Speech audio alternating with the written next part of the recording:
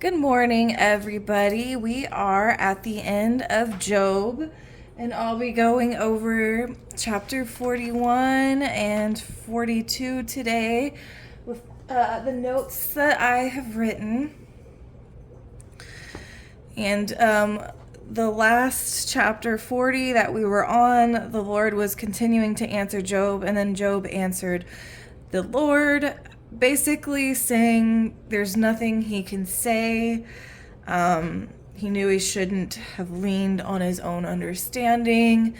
And now we are moving on to another little speech from God. So let's go ahead and start. Can you pull in Leviathan with a hook, or tie his tongue down with a rope? So I was looking up online, and Leviathan means twisting one, and it was first mentioned in Job 3:8. So we can kind of see time and time again God responding to certain things Job has said. Oh goodness, the dogs are going crazy. We can kind of see time and time again with God's responses that he's taking things that Job said in prior speeches, and that just proves God's listening, and that's amazing. Can you put a cord through his nose or pierce his jaw with a hook?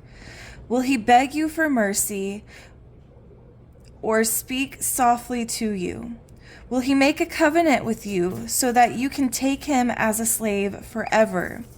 So here God was saying, kind of, will this monstrous creature need for any reason to come to terms with you, Job? Are you able to control him? So that's basically what God was kind of saying there, what my commentary said. Okay, just 1 second. I'm going to have to put these dogs up. Oh, and they're running from me. Okay, yeah, hopefully they can be quiet, because I'm not going to catch them without yelling and, stop. Stop. Can we be good boys? All right. I'm kind of forgetting where I was at. Okay. Okay, yeah, so we we left off on God basically saying, is there any reason that you can control Leviathan and that he would let you, and that. So we're moving on. Can you play with him like a bird or put him on a leash for your girls? Will traders bargain for him or divide him among the merchants? Can you fill his hide with harpoons or his head with fishing spears? Lay a hand on him. You will remember the battle and never repeat it. Any hope of capturing him proves false. Does a person not collapse at the very sight of him? No one is ferocious enough to rouse Leviathan. Who then can stand against me? So my commentary was saying here, this was the essential question being asked in both the Behemoth and Leviathan passages. God created these awesome creatures. If Job couldn't stand against them, why was he contending with God? And then we'll move on. Who confronted me that I should repay him? Everything under heaven belongs to me. And my commentary again was saying for this, God did not need to buy anything. He already owned all things.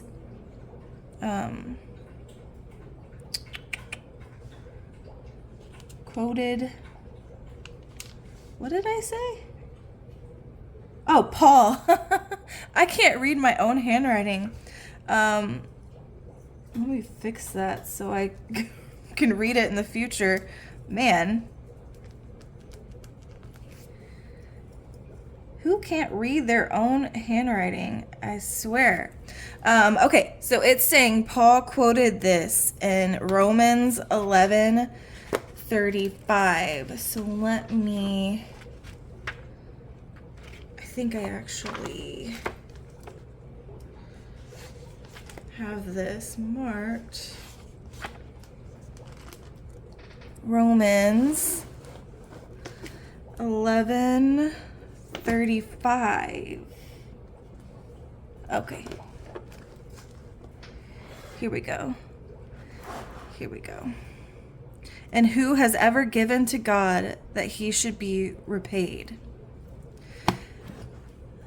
So that's just a nice little, cross-reference there. Who confronted me that I should repay him? And that's quoted in Romans 11:35. Knock on wood, but the dogs are being quiet right now. Okay. I cannot be silent about his limbs, his power, and his graceful proportions. Who can strip off his outer covering? Who can penetrate his double layer of armor? Who can open his jaws, surrounded by those terrifying teeth?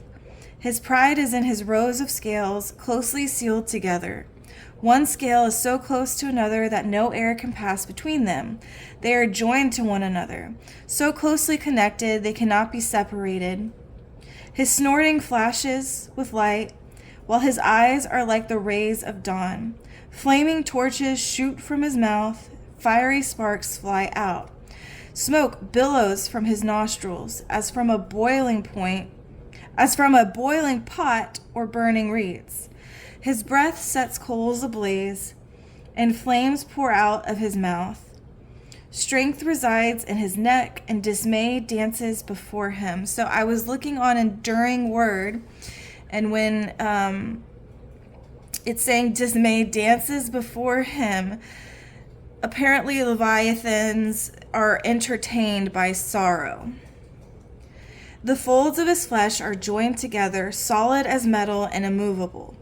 His heart is as hard as a rock, as hard as a lower millstone. So I forget if it was enduring word or my commentary, but they're saying the Leviathan is unsympathetic and hard of heart.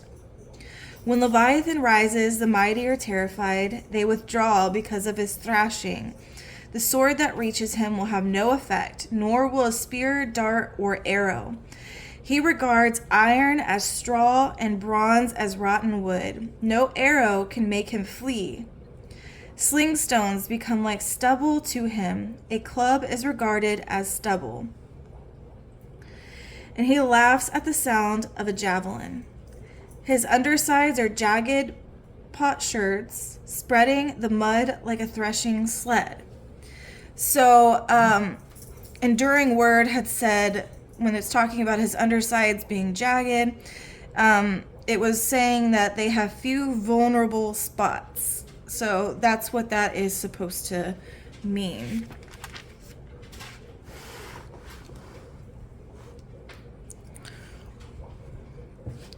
He makes the depths seethe like a cauldron. He makes the sea like an ointment jar. He leaves a shining wake behind him. One would think the deep had gray hair. He has no equal on earth, a creature devoid of fear. He surveys everything that is haughty. He is king over all the proud beasts. So basically they're filled with pride. And then I'm going to get my computer ready for going over chapter 42. Because there are some names that I know for sure I'm not going to be able to pronounce. So I'm just going to get that ready before I start.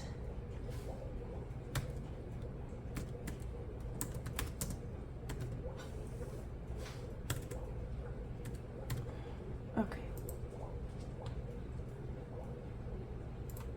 Okay. Now we are on chapter 42. Job replies to the Lord. And if anyone's wondering, it's Job's, it's names that I don't want to ruin it before I even start. It's just names I need help pronouncing, so I'm pulling up the pronunciation. Actually, let me try to pull up all of the pronunciations. I just pulled up one. Let's see if I can find all of them.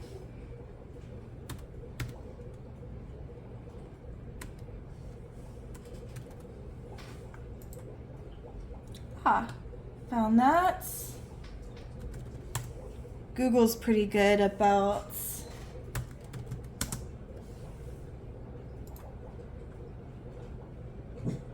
okay. There we go. I'm ready. All right. Job replies to the Lord. Then Job replied to the Lord, I know that you can do anything, and no plan of yours can be thwarted. You asked, who is this who conceals my counsel with ignorance? Surely I spoke about things I did not understand, things too wondrous for me to know. You said, listen now, and I will speak. When I question you, you will inform me. I had heard reports about you, but now my eyes have seen you. Therefore, I reject my words, and I am sorry for them. I am dust and ashes. So, my commentaries are saying here, Job's confession and repentance finally took place. He still did not know why he suffered, but quit questioning and challenging God's wisdom and justice. So here he's just finally kind of giving it up. He doesn't need to know now because, he doesn't want to challenge God's wisdom and justice anymore. So that all makes sense. Okay. After the Lord had finished speaking to Job, he said to Eliphaz the Temanite, I am angry with you and your two friends, for you have not spoken the truth about me and as my servant Job has. Now take 7 bulls and 7 rams, go to my servant Job, and offer a burnt offering for yourselves. Then my servant Job will pray for you. I will surely accept his prayer and not deal with you as your folly deserves. For you have not spoken the truth about me as my servant Job has. Then Eliphaz the Temanite, Bildad the Shuhite, and Zophar the Naamathite went and did as the Lord had told them, and the Lord accepted Job's prayer. So if I pronounced any of that wrong, I apologize. So my commentaries were saying, since this was the number of sacrifices specified in Numbers 23:1 by Balaam the prophet, perhaps it was a traditional kind of burnt offering for sin. So that's another little cross-reference for you there. 23:1. I'll take y'all to see it.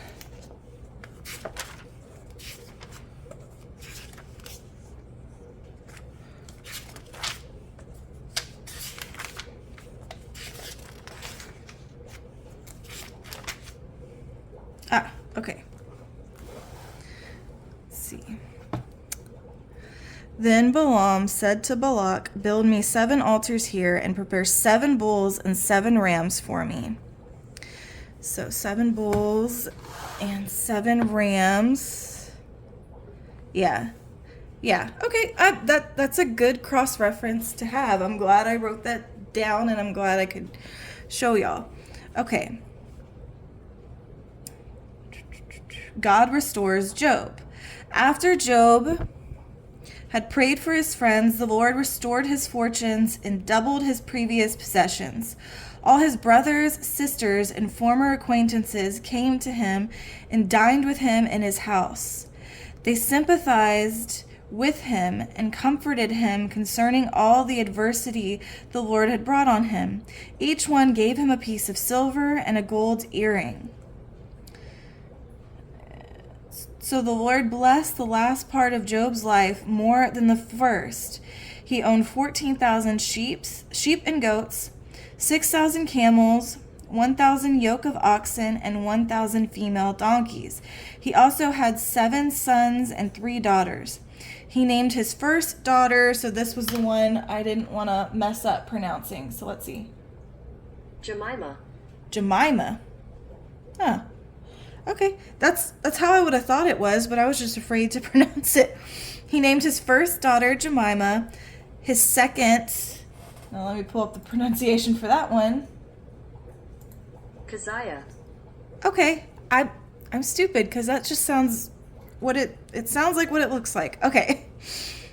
His second one, Keziah, and his third one, I also pulled up the pronunciation on this. We are looking at how to pronounce these names as well as how to say more interesting but often confusing biblical names that many mispronounce, so make sure to stay tuned. I'm looking at a recording, to the guys. channel. How do you say it? Karen Hapok. Okay. And his third, Karen Hapuk. Again, it looks exactly how it sounds. I just looked up for this last name, Karen Hapuk. I had to find a YouTube video, so that's why that sounded a little strange. Okay. No women as beautiful as Job's daughters could be found in all the land, and their father granted them an inheritance with their brothers. So my commentaries made a good point in saying this was unusual in the East by Jewish law. Daughters received an inheritance only when there were no sons, but Job had plenty for all his children. Job lived 140 years after this and saw his children and their children to the fourth generation. Then Job died old and full of days. And then for his daughter's name, Jemima means daylight. Keziah means sweet smelling. Kieran Hapuk describes a beautiful color women used to paint their eyelids. And these names represent the joy of restoration. So I'm not sure why they chose to kind of hone in on his daughters there, but that's amazing because, like my commentary mentioned, it was unusual for female daughters to have that happen. And I just wanted to, because this last chapter goes into, how he was good to his daughters too. My commentary had this little section with Job as a husband. So he modeled godliness for his wife in chapter 1. Job was the spiritual leader in his home in chapter 1. Job lovingly corrected his wife's wrong response to the disasters that befell them in chapter 2. And then Job was her example in how to suffer righteously by trusting in God in chapter 2. And then Job did not hold his wife's wrong response against her. They later started a new family all over again, which we see now with his, 3 new daughters and 7 new children total. So that just shows his forgiving nature towards people. He didn't hold it against her because I think she was much like the attitude of his friends, like, you must have done something. So it's amazing. He could forgive the people in his life, even though they were not too supportive during his tough time. I did want to look at this little book I have that I love, the Ultimate Bible Guide. It's got information on all the books of the Bible, and it's got a 1-sentence summary for each book of the Bible too. So I wanted to see what it says about Job.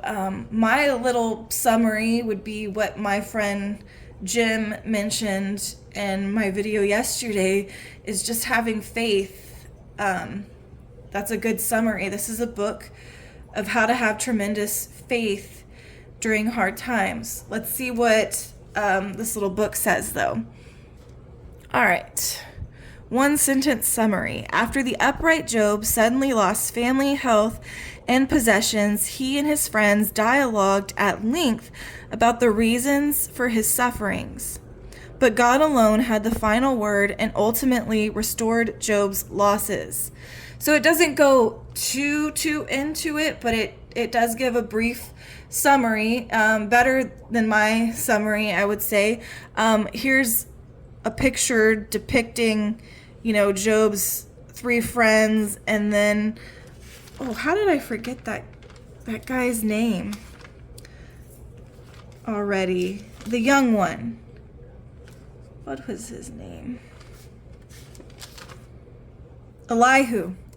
So those were probably his three friends depicted, and that was probably Elihu, maybe.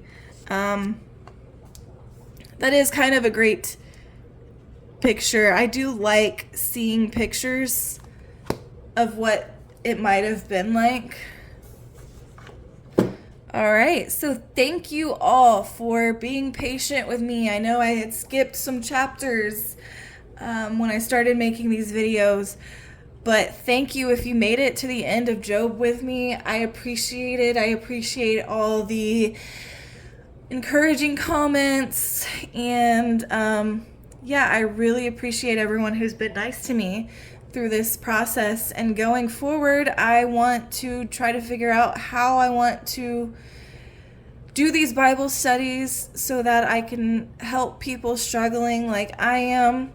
And I might take a little break to try to figure that out, but I will keep posting videos because it's made me happy, and it's made me happy to talk to some of you, and it's made me happy to get encouragement from you. It's been like a nice little family type thing because the same few people have been commenting on my videos, and I appreciate it so much. All right, I hope you guys have a great rest of your week, and God bless you.